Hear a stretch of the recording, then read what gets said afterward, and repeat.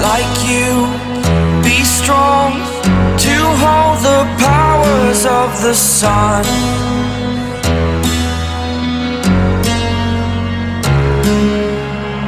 To dream, believe in. Hi friends, मैं चित्रांश सिंह आज आपका फिर से स्वागत करता हूँ आपके अपने चैनल 10 मिनट्स विद मी में।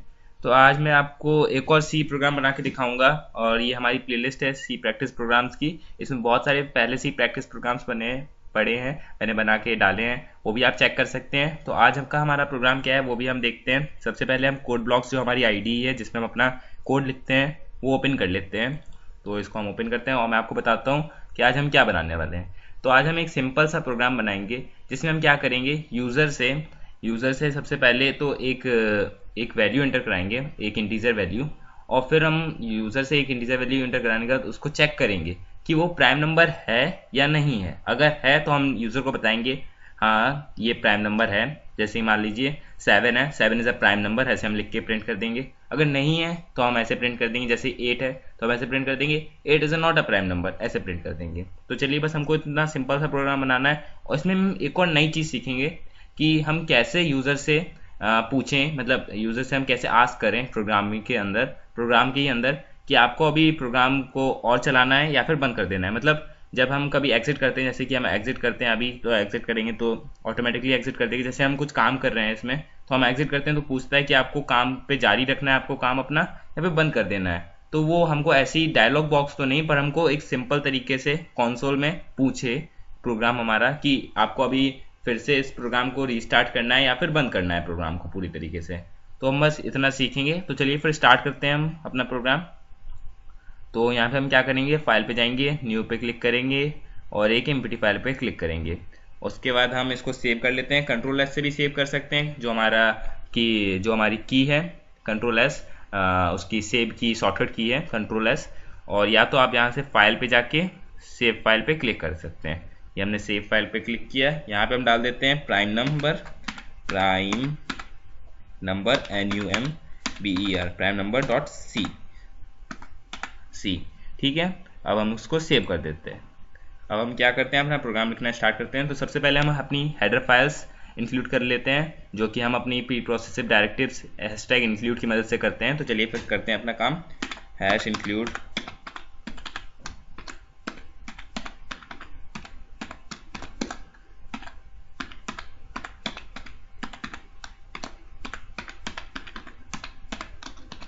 तो देखिए हमने दो हेडर फाइल्स इंक्लूड कर ली है, stdio.h, conio.h, जो हम हमेशा करते हैं। अब हम अपना मेन फंक्शन स्टार्ट करते हैं इंट मेन से। इंट हमारा जो रिटर्न टाइप है, सॉरी ये गलती कर दी मैंने, Ctrl+Z, और यहाँ पे हाँ। अब हम अपना प्रोग्राम स्टार्ट करते हैं। यहाँ पे सबसे पहले तो हम वेरिएबल्स बना लेते हैं अपने लिए। तो पहले इंट और एक हम बना लेते हैं नम वेरिएबल, जिसके अंदर हम यूज़र से एक नंबर इनपुट करेंगे और जिसको चेक करेंगे कि वो प्राइम नंबर है या नहीं है। उसके बाद हम एक आई, और इसमें हम गो टू स्टेटमेंट का यूज़ करेंगे। अगर आपको गो टू स्टेटमेंट नहीं मालूम है तो आप पता कर सकते हैं, और नहीं तो मेरी जो सी प्रोग्रामिंग की जो ट्यूटोरियल्स वाली प्लेलिस्ट है उसमें मैं डालूंगा गो टू स्टेटमेंट के बारे में, और इफ़ एल्स और एल्स इफ और जो भी हमारी स्टेटमेंट्स होती हैं उन सारी स्टेटमेंट्स के बारे में मैं डालूंगा। तो वहाँ पे अभी तो नहीं पढ़े हैं इसके ऊपर वीडियो, पर आप बाहर से कहीं से चेक कर सकते हैं। अगर नहीं मालूम है आपके बारे में, नहीं मालूम है आपको गो टू स्टेटमेंट के बारे में और मालूम है तो बहुत बढ़िया है। तो चलिए फिर स्टार्ट करते हैं प्रोग्राम। तो यहाँ पे हम इंट नमाई, और अब सबसे पहले हम printf स्टेटमेंट लिखते हैं। वेलकम स्क्रीन पे, जो मतलब हमारी स्क्रीन है उसके ऊपर एक वेलकम हेडिंग होगी, तो printf, और यहाँ पे न्यू लाइन, न्यू लाइन के लिए हम अपना एस्केप सीक्वेंस कैरेक्टर यूज़ कर रहे हैं, और टैब, सॉरी आर लिख दिया, टैब, एक और टैब और 1 टैब और। तो अब यहाँ पे हम लिखते हैं welcome to prime number checker, CHECKER, checker. हो गया। अब बस हमारा काम इतना हो गया है, अब हमारा काफ़ी काम हुआ है। अब हम अपना मेन प्रोग्राम लिखना स्टार्ट करते हैं। तो चलिए फिर हम अपना इनपुट कर लेते हैं। तो सबसे पहले तो यूज़र से बोलते हैं printf, यहाँ पे हम लिखेंगे न्यू लाइन और 1 न्यू लाइन और टैब, 2 टैब काफ़ी हैं, नहीं तो आप 3 भी लगा सकते हैं। तो 2 टैब लगा दिए मैंने। और उसके बाद यहाँ पे हम लिखेंगे एंटर नंबर, एंटर नंबर। उसके बाद यहाँ पे स्कैनएफ से हम इनपुट कर लेते हैं, स्कैनएफ %d क्योंकि हमारा इंटीजर है वेरिएबल टाइप, और कॉमा % एड्रेस ऑफ सिंबल, मतलब एड्रेस ऑफ के लिए हम % का यूज़ करते हैं, और num NUM। ये हो गया। अब हम एक इफ स्टेटमेंट लगा लेते हैं। इसको मैं बाद में एक्सप्लेन करूंगा आपको, पहले मैं कर लेता हूँ। इफ अगर जो हमारी जो हमारी num की वैल्यू लेस देन 2, अगर लेस देन 2 है तो क्या करना है, तो कर देना है printf %d is a prime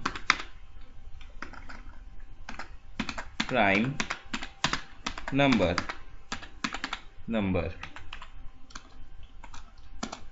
Ctrl Z, prime number. तो अब यहाँ पे मैंने क्या किया, अगर हमारी जो num की वैल्यू, जो हमारा num इनपुट किया है उसकी वैल्यू 2 से कम है तो वो प्राइम नंबर है। सीधी सी बात है। जो हमारा प्राइम नंबर क्या होता है, आपको मालूम होगा प्राइम नंबर क्या होता है। जो नंबर, कोई भी नंबर अपने आप से कटे, मतलब अपने आप से डिवाइड हो, या अपने आप, मतलब जैसे 7 है तो 7 से ही डिवाइड हो, या फिर 1 से डिवाइड हो। 2 नंबर से कट सकता है, 1 से डिवाइड हो सकता है 1 से या 7 से, वो भी पूरी तरीके से। रिमाइंडर कुछ नहीं बचना चाहिए, रिमाइंडर 0 होना चाहिए, ठीक है। जैसे कि 7 सिर्फ अपने आप से डिवाइड होता है, 7 1 जा 7, और या तो 1 की टेबल से, 1 7 जा 7, ना हमें 2 के टेबल में आता है, ना 3 के, ना 4 के, ना 5 के, ना 6 के, आप चेक कर सकते हैं। ऐसे ही 21 है, ऐसे ही 5 है, और 5 और भी कई सारे हैं जो कि सिर्फ अपने टेबल में आते हैं और या तो 1 की टेबल में आते हैं, उनको हम प्राइम नंबर कहते हैं, ठीक है। तो ये हमारा प्राइम नंबर क्लियर हो गया। तो यहाँ पे मैंने इसलिए ऐसा किया है, आगे जाके हम एक फॉर लूप लगाएंगे, उसमें भी हम एक्सप्लेन करते हैं। तो मतलब जो 2 है वो भी एक प्राइम नंबर होता है, क्योंकि 2 सिर्फ अपने टेबल में आता है या तो 1 की टेबल में आता है, ठीक है। 2 भी एक प्राइम नंबर है। और रही बात 1 की, और 1 अगर 2 से कम जो नंबर है, जैसे 0 या 1, वो 0 नहीं मतलब 1 जैसे, वो प्राइम नंबर में आ जाता है, ठीक है। 1 सिर्फ 1 से कटेगा और सिर्फ 1 से ही कटेगा, किसी और से कटेगा ही नहीं कटेगा, इसलिए प्राइम नंबर तो है ही 1। तो अब हम यहाँ पे फॉर लूप लगाते हैं अपना, जिसके लिए हमने यहाँ पे एक वेरिएबल बनाया है i। तो फॉर लूप हम क्यों लगाने हैं, फॉर लूप हम क्यों यूज़ कर रहे हैं वो भी हम देखते हैं अभी। फॉर, अब इस फॉर के अंदर हम क्या लिखना है, हमें लिखना है सबसे पहले i इक्वल्स टू 2। इसलिए हमने पहले ही चेक कर लिया, जो 2 से कम है उसको हम प्राइम नंबर कर देंगे, और जो 2 के बाद वाले नंबर से हम कैसे, मतलब 2 से अगर बड़ा है नंबर, नम की जो वैल्यू हमारी, इस वाले वेरिएबल की जो वैल्यू हमने इनपुट करी है वो अगर 2 से बड़ी है तो ये वाला फॉर लूप हमारा एग्जीक्यूट होगा। नहीं तो हम इसके क्या करते हैं, गो टू स्टेटमेंट लगाएंगे, गो टू बॉटम, इसकी मदद से हम बॉटम में पहुंच जाएंगे। तो यहाँ पे हम बॉटम एक बना देता हूँ, यहाँ पे लिख देता हूँ बॉटम, और इसको मैं क्लोज कर देता हूँ यहाँ पे। अब यहाँ पे हमने i इक्वल टू 2 कर दिया है, और अब हम क्या करते हैं, यहाँ पे हम लिखेंगे i लेस देन नम की वैल्यू से i की वैल्यू कम रहनी चाहिए, ओके। और i प्लस प्लस, मतलब i की वैल्यू 1 + 1 इंक्रीमेंट होनी चाहिए। अब हमको क्या करना है, इसके अंदर भी एक हमको इफ स्टेटमेंट लगानी पड़ेगी।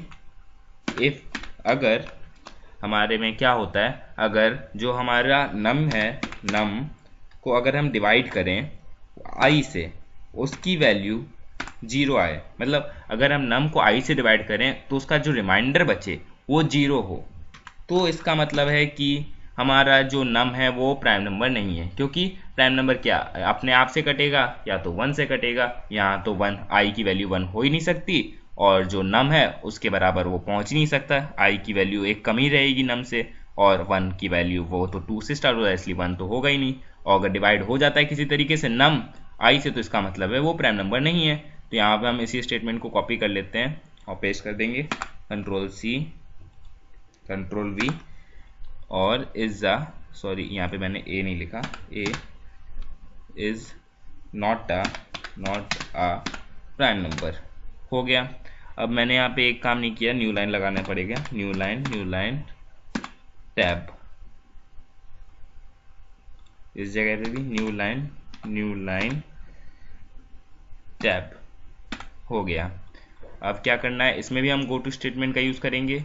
अगर ये हो जाता है ट्रू स्टेटमेंट तो क्या होगा, गो टू मतलब फिर बाद में लूप नहीं चलेगा। जैसे मान लिया कि जैसी आई की वैल्यू 3 हो गई और ये कंडीशन ट्रू हो गई, तो फिर ये गो बार बार 4, और मान लिया नम की वैल्यू 10 है, मान लिया नम की वैल्यू 6 है और 3 पे ही हमारा काम हो गया, 3 बार चलने पे ही काम हो गया फॉर लूप का, तो 6 बार नहीं चलाना पड़ेगा हमको, ठीक है। तो यहाँ पर हम लिखते हैं गो टू एंड।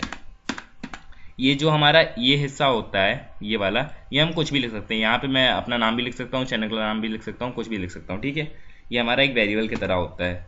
और एंड को भी मैं यहीं पे लिख देता हूँ, एंड,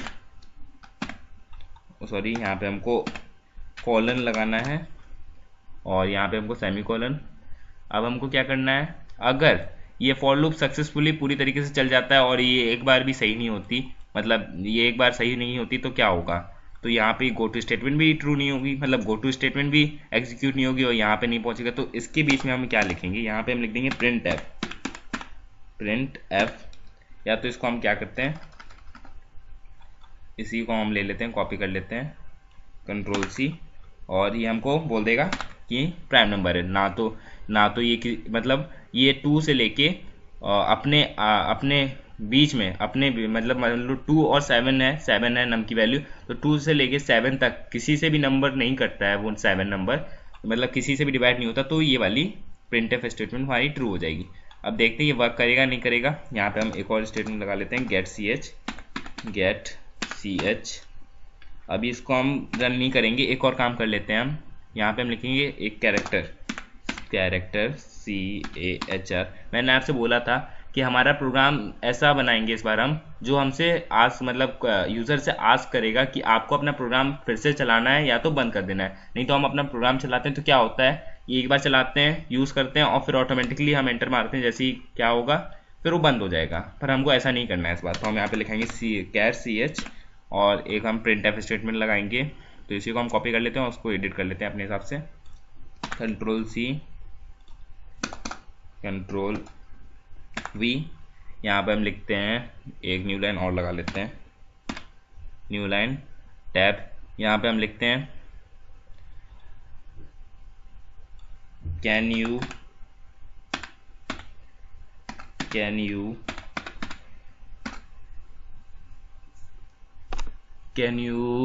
रीस्टार्ट द प्रोग्राम, या फिर रीस्टार्ट द प्रोग्राम लिख लेते हैं, can you restart the program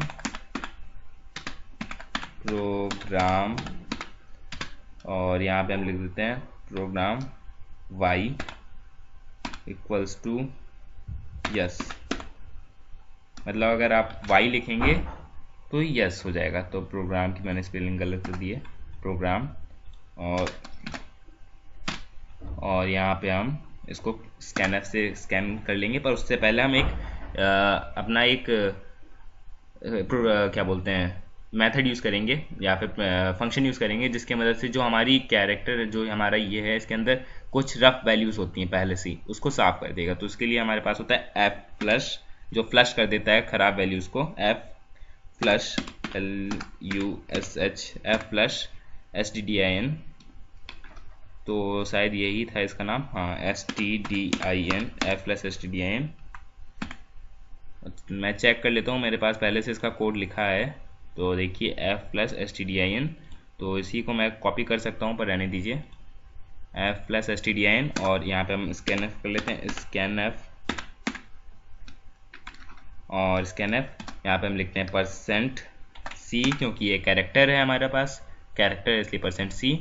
और इसके बाद यहाँ पे %CH। बस हमारा काम हो गया। अब हमको बस एक इफ स्टेटमेंट लगानी है जिसमें हमको पता चले इसकी वैल्यू क्या है। तो इफ अगर CH इक्वल्स टू Y, और एंड लगा लेते हैं, या तो ये और CH इक्वल्स टू Y, इस वाले कैपिटल Y, ये क्या हो गया कैपिटल Y। तो क्या होगा, मतलब CH अगर स्मॉल y या कैपिटल Y कोई भी y होता है तो क्या होगा, गो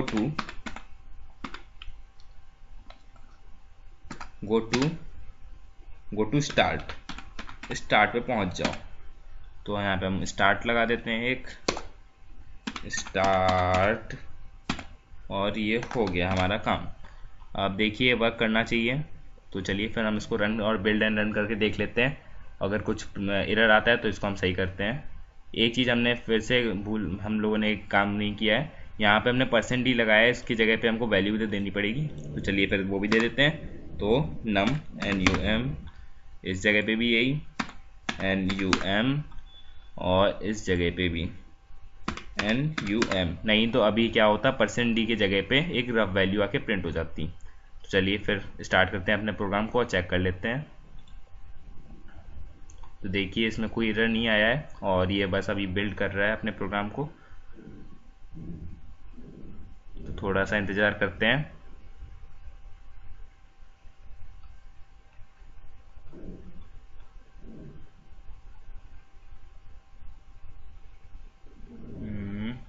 अभी तक ये बिल्ड नहीं हो पाया, थोड़ा सा और इंतज़ार करते हैं।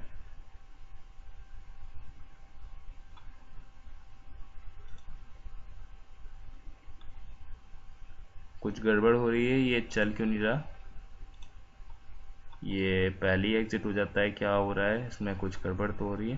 कंसोल में देखते हैं, व्यू में जाते हैं और लॉग्स पे जाते हैं।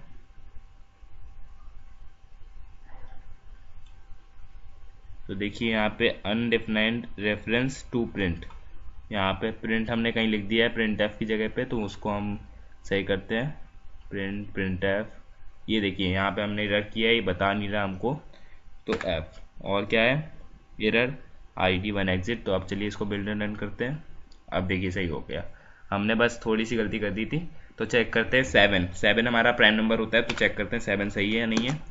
7 इज़ अ प्राइम नंबर, सही है। और देखिए हमसे पूछ भी रहा है, can you restart the program, Y for yes. तो हमको रीस्टार्ट करना है Y। देखिए वर्क कर रहा है, बिल्कुल बढ़िया। Welcome to prime number, check कर इंटर नंबर। तो फिर से हमको नंबर एंटर करना है। इस बार हम चेक करते हैं कि ये 8 क्या बताता है, 8 is not a prime number, सही है। 8 प्राइम नंबर नहीं होता है, क्योंकि वो 4 से कट जाता है, 1 से भी कटता है, 2 से भी कटता है, और 8 अपने आप से तो कटता ही कटता है, मतलब अपने आप से डिवाइड होता ही होता है। तो ये भी सही है। फिर से हम एक और बार Y करते हैं, इस बार कैपिटल Y यूज़ करेंगे, और ये देखिए फिर से वर्क कर रहा है। यहाँ पे हम फिर से लिख के देखते हैं, कोई बड़ा नंबर लिखते हैं 578। तो 578 is not a prime number, 578 prime number नहीं होता। अब मैं इतना चेक तो नहीं कर रहा, पर नहीं होता होगा, अगर ये बता रहा है वर्क सही कर रहा है। तो अगर हम यहाँ पे हम कुछ और भी लिख सकते हैं, कुछ और लिख देंगे अगर Y की जगह पे, तो ये फिर हमको एग्जिट कर देगा। तो यहाँ पे हम लिख देते हैं N, तो एग्जिट कर दिया इसने। देखिए प्रोसेस रिटर्न, एग्जीक्यूशन टाइम इतना, प्रेस एनी की टू कंटिन्यू। ये देखिए हमारा प्रोग्राम कंप्लीट हो गया। अगर आपको समझ में नहीं आया तो आप बैक करके वीडियो को फिर से शुरुआत से देख सकते हैं अच्छे से, तो आपको समझने आ जाएगा। और ये बिल्कुल सिंपल प्रोग्राम है, और प्राइम नंबर तो आप जानते ही होंगे। तो देखिए हमारी इसमें एक जो हमारी GCC कंपाइलर है वो हमारी exe फाइल जनरेट करती है। तो देखिए हमारा ये प्राइम नंबर वाली exe फाइल जनरेट करिए। तो इसको आप अपने दोस्तों को दे सकते हैं। यहाँ पे हम जैसे लिखें 5, या प्राइम नंबर है, 5 इज़ द प्राइम नंबर।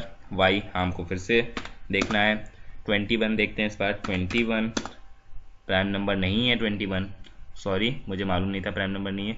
और कोई चेक करते हैं 67, सॉरी मैंने यहाँ पे गलत कर दिया। आप देखिए यहाँ पे इसने पूछा था, तो अब ये मुझे बैक कर देगा। तो ये हमारा बिल्कुल सिंपल सा बढ़िया प्रोग्राम बन चुका है। इसमें हमने देखा कि कैसे हम अपने प्रोग्राम में ये भी एक एग्जिट पे पूछ सकते हैं कि आपको अभी प्रोग्राम में जारी रहना है या फिर आपको प्रोग्राम से एग्जिट करना है। यहाँ पे हम और भी एक चीज़ लिख सकते थे, एन फॉर नो, और यहाँ पे और लिख देते हैं। वैसे कोई दिक्कत नहीं, कुछ भी लिखेंगे तब भी काम चल जाएगा, पर हम एन फॉर नो लिख देते हैं, अच्छा लगेगा। एन फॉर नो हो गया, अब और सही लग रहा है। और इसको हम कंट्रोल एस कर देते हैं और एक बार बिल्ड एंड रन कर देते हैं।